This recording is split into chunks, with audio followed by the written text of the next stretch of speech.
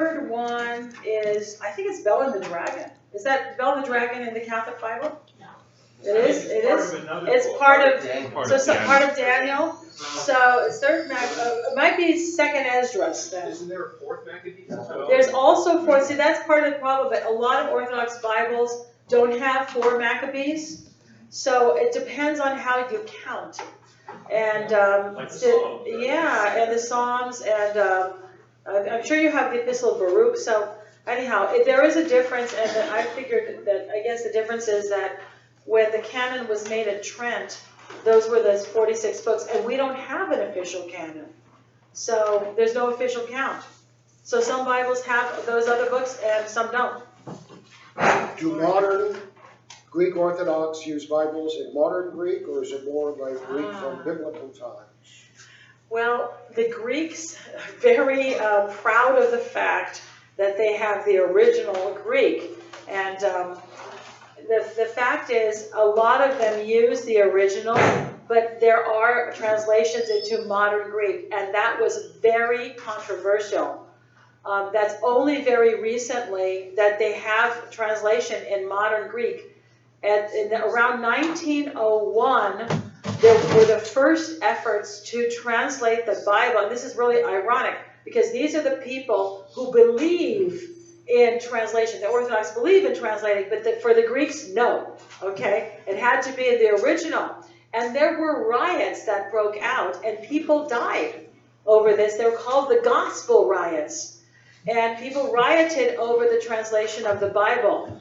And part of this had to also do with the fact that sometimes it was seen as there was this kind of Western influence to translate the Bible. So the Greeks really have a very strong sense of ownership of the text, which is one reason why in church it's always in the original.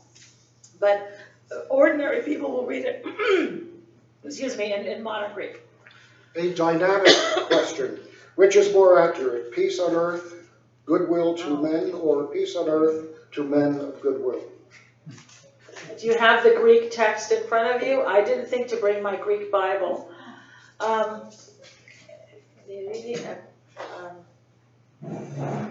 Enanthropis evdokia. Enanthropis evdokia, I would say to men, goodwill to men. To men, anthropis evdokia. It can sort of go either way because of the position of the noun, evdokia, goodwill. Kepihis irini, and upon earth peace, irini, anthropis evdokia, anthropis evdokia, in men of goodwill, but evdokia is not possessive. It's not in the possessive form. That's why there's a dispute. You see what I mean? That's why it's disputed. So I'm sorry, I can't give you a clear answer to that, but also it's hard without a Greek to do that. A theological type thing. Comment on theological questionable inclusive language translations. Father as creator, Jesus as redeemer, Spirit as sanctifier, feminist gender. Oh yeah. Yeah, I meant to comment on that. I think that's a very dangerous trend, and of course we would never accept that. I think that we have to acknowledge, I understand why people do it, but when we go make that kind of a departure, then we're really just changing the content of the Bible altogether. So there has to be a reason why Jesus called God Father and not Mother.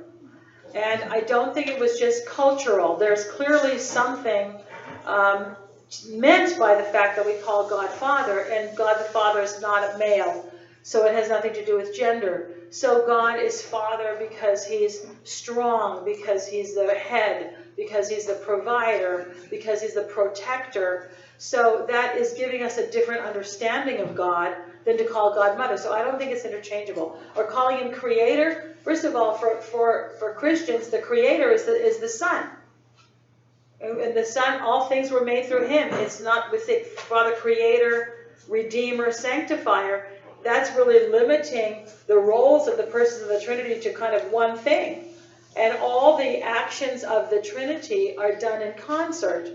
all of the things that the Trinity does, they do together, with the exception of the incarnation of the Son. So that would really be a distortion, a theological distortion, to call him Creator, Redeemer, Sanctifier. If I may make one comment, I'm sure you're familiar with Barbara's Babenskoy, if I have his name right, his work on the Trinity. It's an excellent book on all the Trinitarian words. For those of you who want, I can give you the reference later. How did Martin Luther conceive sola scriptura? Were there any Orthodox influence here? Was there any Orthodox influence to sola scriptura? No. As a matter of fact, when Luther was protesting against the Catholic Church, and he comes up with this and his idea of justification by faith, and the sola scriptura was a reaction against the Catholic Church, against the authority of the Church. That's what that was. But he tried to reach out to the Orthodox Church, to the Patriarchate of Constantinople. But he wanted the Patriarch to acknowledge that he was right about salvation by faith alone.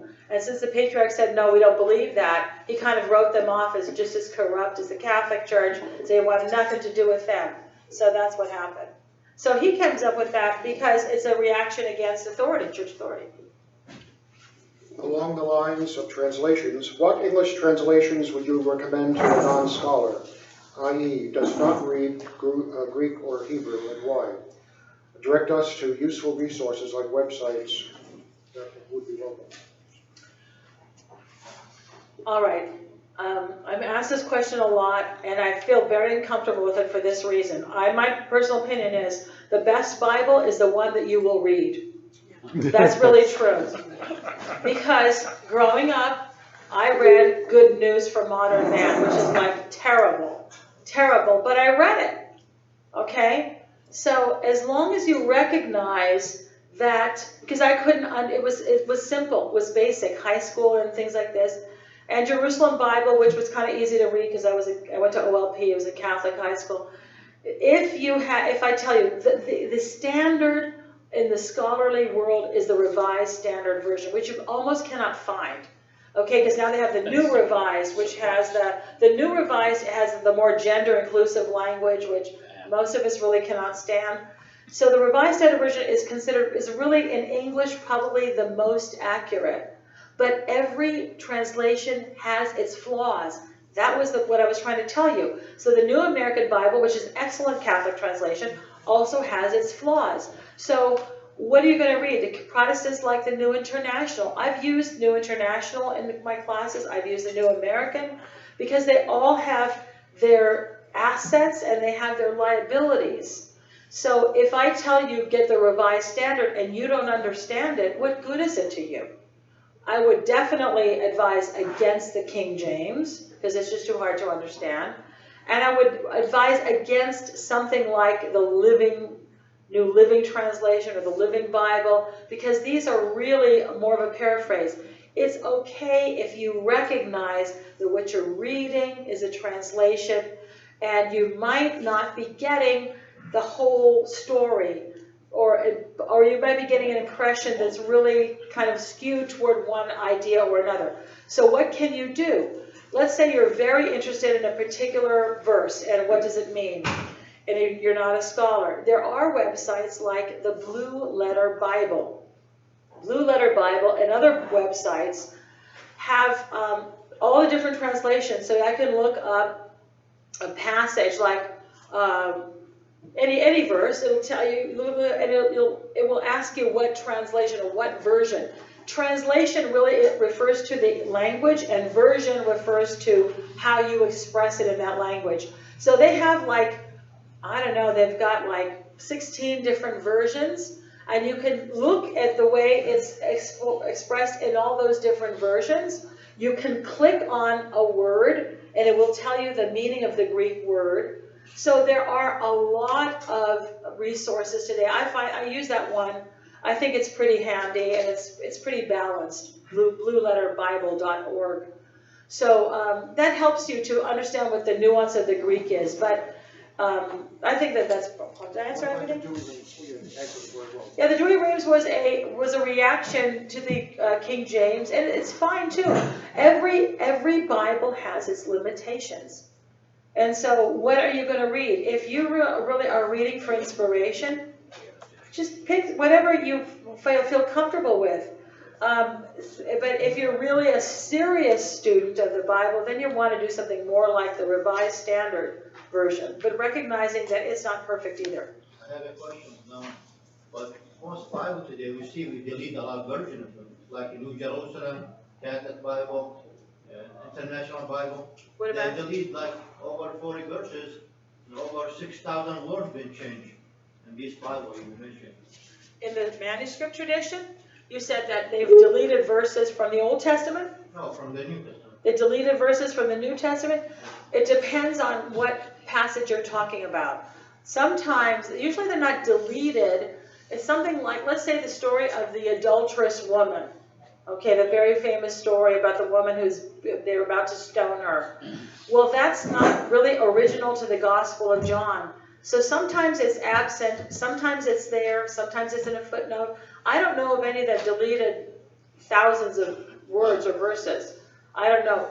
I don't know which you're referring to. You'd have to tell me. Okay, let's say Matthew 17 and 21. See, this guy, I have to go out with fasting and prayer. Prayer and fasting. That has to do with the manuscript tradition.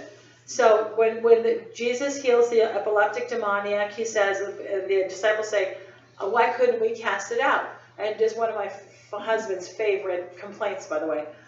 They said, this kind can only be cast out by prayer and fasting. Now the majority text, and that's in the Orthodox tradition, we follow that. They say prayer and fasting. But the words and fasting are missing from most of the Bibles, or there's a little kind of footnote there to indicate at the bottom, say, and many manuscripts say and fasting. So they try to tell you that those words aren't a lot. But that's the point. That's the point. I mean, that is my point, that you're not going to have a perfect version. You have to be aware of these differences. Yeah, but I don't know. I was like 40 verses to delete, like the This is a question that you did, just in a different context. You answered it with a different example before. Luke 1:8-5. Easier for a camel to go through the eye of a needle. Is this considered through the narrow gate, and the meaning of that? Obviously, it's Okay, is it easier for a camel to go through the eye of a needle? Now, there's another priest I know who makes a big deal about this verse, and this is how we're not certain about certain things. All right, it doesn't make sense that anybody would try to put a camel through a needle, right? The word in Greek, gamilon, sounds for camel, sounds exactly like gamilon, rope, okay?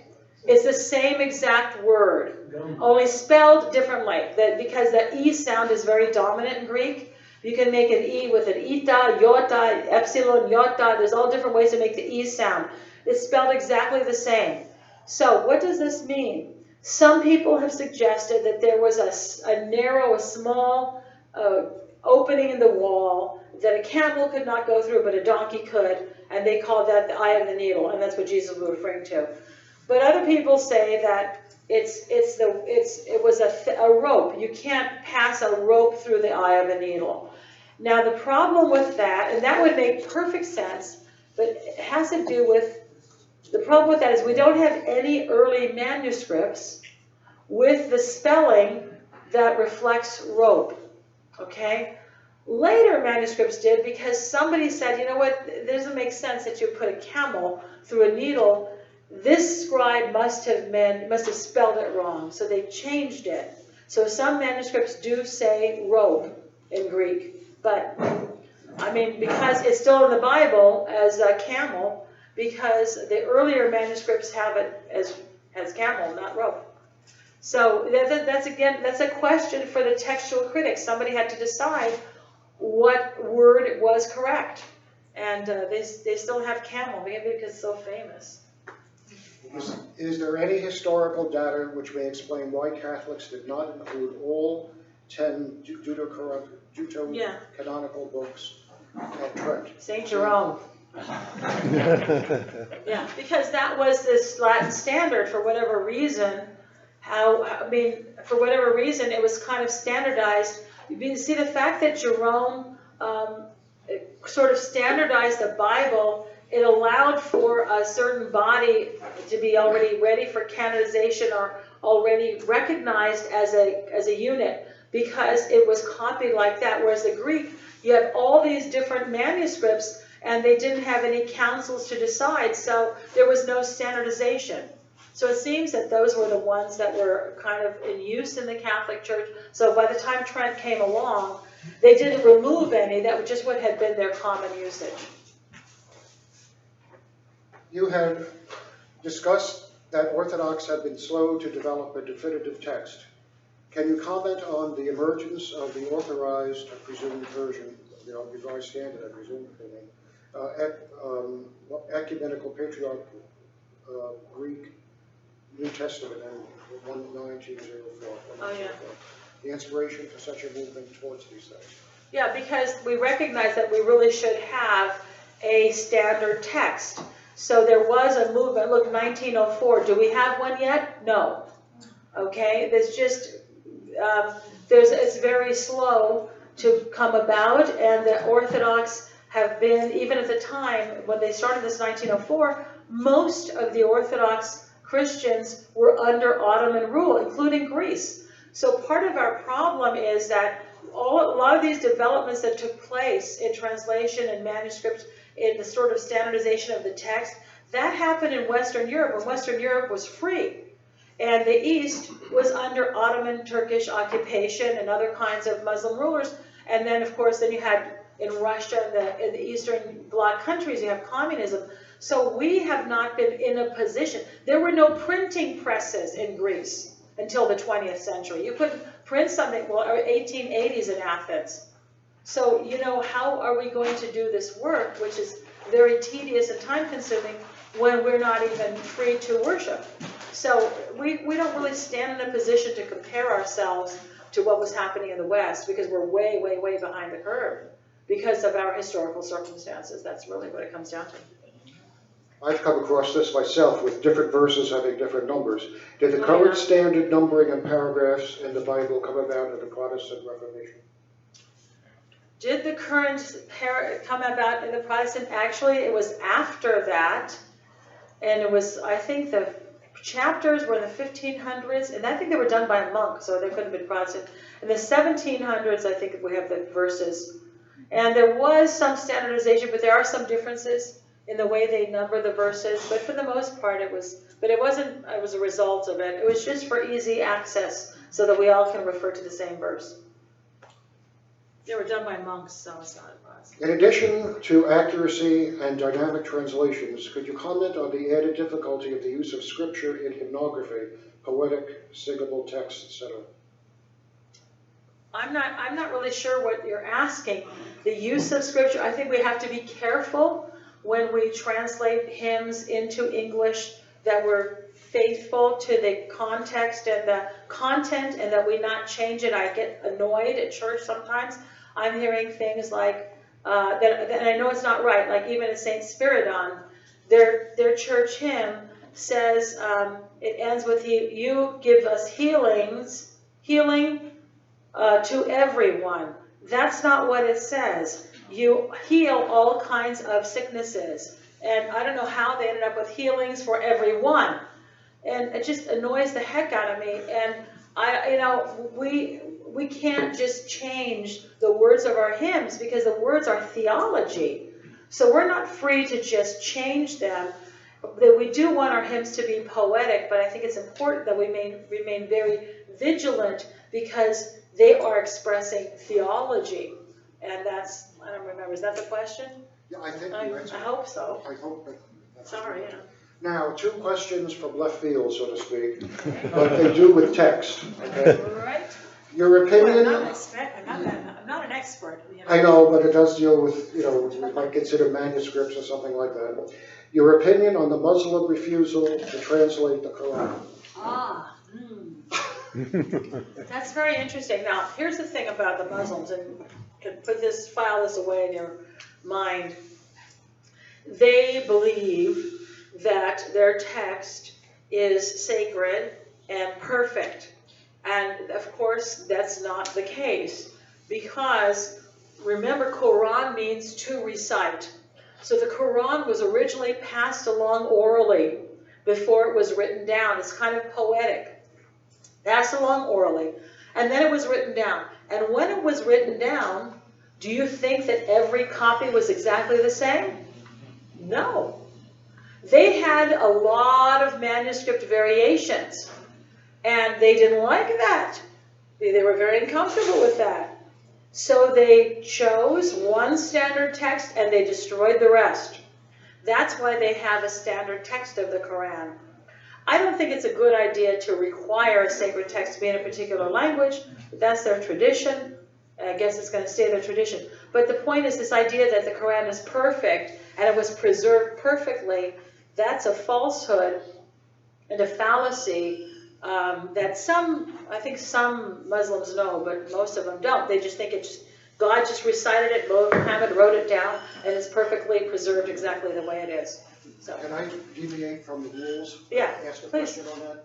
When and who decided? What and where? Who Oh, that was fairly early, and I'm. Both Sunni and Shia. No, how did that happen? I think that was very, very early in the process. So that was hundreds of years ago, but I don't know how that happened, because that's kind of outside, but I do know about it, because I always wondered about that. And then I was reading about a Muslim scholar he's now a Christian, who said that the truth is that this is what he discovered, that it wasn't preserved perfectly, they just destroyed it. Who made that decision? I don't know, but it was within like the first 100 years or so, I think. It was early on in the process. And the Quran, of course, because they believe that God spoke to Muhammad directly, maybe that's why they keep it in Arabic, because he spoke in Arabic. Can I answer that? Yes, go I think ahead. the Khalifa Osman, somebody came to him and asked him, which one of the books, he had 8 books in front of him, which one of the books we're gonna adopt? And then he said, well, he destroyed 7 and said, you take this one. What year was that? Osman was, I believe, like a couple hundred years. It was soon after it started. After Muhammad. Yeah, very soon after. Very So soon to after, have yeah. a standardized text. The first 100 years. Yeah, but it couldn't have been just him, because there would have been other copies. I mean, and there weren't just 8 copies of the Quran in the whole world. No, but right? he had 8 He had one. in front of him. Something, yes, So and that's what they asked him which one of these standardized. 8. He said he That destroyed randomly the Yes. 7, and he said use this one. Yeah. And then all the others were destroyed except this. And then that becomes the And then standard. he copied it. Yeah, that becomes the standard. That makes sense. One Thank you. Thank you question for that. on Islam also, and could Islam be based on a heretical writing? Islam is not based on a heretical writing, but definitely there are stories in the Quran that seem to have been influenced by apocryphal works that were not included in the New Testament, and also some kind of, they adopt some stories, like for example in the Quran, it's not Isaac that is going to be sacrificed by Abraham, but Ishmael. And then there's other stories, especially about the birth of Jesus, that seem to be taken from the apocryphal works. So he was definitely influenced by that. But it's not based on heresy. It's a totally different idea of God.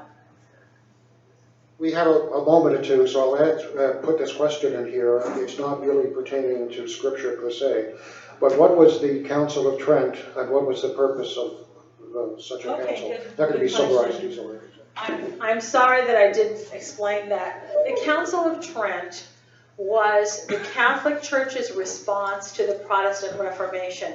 Martin Luther started the Protestant Reformation in 1517 when he nailed 95 theses. He had 95 complaints against the Roman Catholic Church, and he wrote them all down, and he nailed them to the door of the church in Wittenberg, Germany. So this act, and we think this is terrible that he, but that was like the bulletin board in those days. Everybody went to church.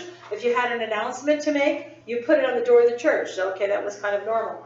So this started the Protestant Reformation. And the Catholic Church eventually had to respond to these charges and criticisms against it. And they met at a place called Trent, and it's called the Council of Trent, and that was in 1545. And they responded to the Protestant complaints, and they made some changes, and they made some, we could say, they tried to address some of the abuses. So some of the complaints that Martin Luther had were valid, such as the selling of indulgences. So they made some changes and reformations themselves to respond to it. Most of Luther's arguments about, like, the Bible should be in the language of the people, they rejected that. He rejects the other. By the way, why did Martin Luther reject those additional books? Because those books had been rejected by the Jews after the start of Christianity. So Martin Luther thought that our Old Testament should match the Jewish scriptures. If our Old Testament is the Jewish scriptures, we should have the same books that they have. But the church had been using all of these books, the additional books, since the time the church began, for 1,500 years. So the Catholic Church said, we don't care what the Jews decided. These are the books the apostles used, and we're going to continue to use them.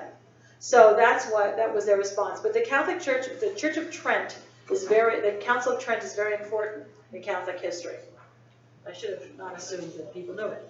Presbytera, I have the highest regard for what you gave us, and I want to thank, on behalf of everyone here, your presentation.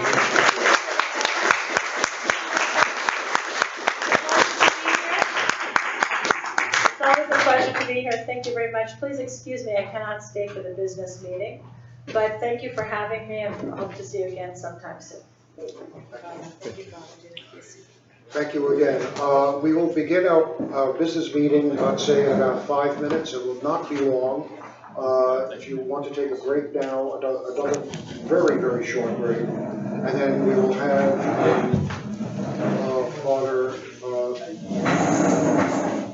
Father Ramoni, or Father James, who might want to get the prayer for the start of that. Okay?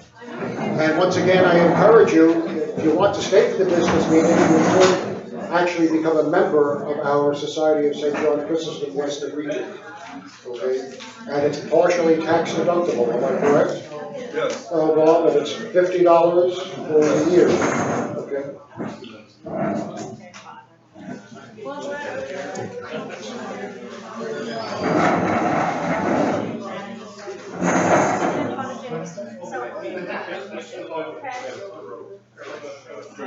Thank you so much for your presentation, President. I'm the Society of St. John Chrysostom. Yes, right. Oh, there's one in every crowd.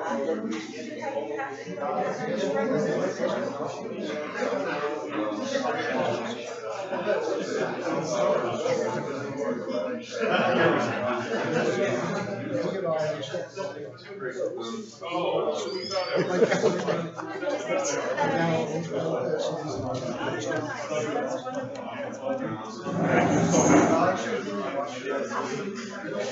got to get out next time. I have a podcast meeting review. Yes, we'll begin the meeting. Okay, the business meeting. Father James will begin our prayer for the start of the business meeting. It'll be a very short one. You have the agenda